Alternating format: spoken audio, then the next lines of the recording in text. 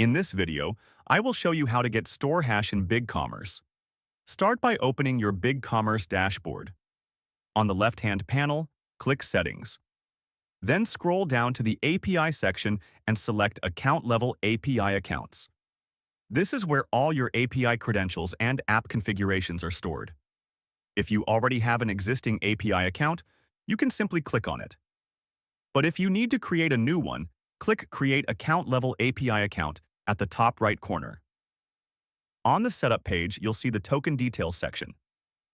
Right under API Path, you'll find a URL that looks something like https://api.bigcommerce.com stores xxxx.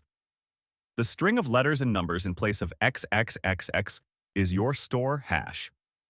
This is the unique identifier used by developers, integrations, and third-party apps to connect with your BigCommerce store. You can copy it directly from this section and use it for your API setup or integration requirements. Just remember to keep the rest of your credentials private. And that's how to get store hash in BigCommerce.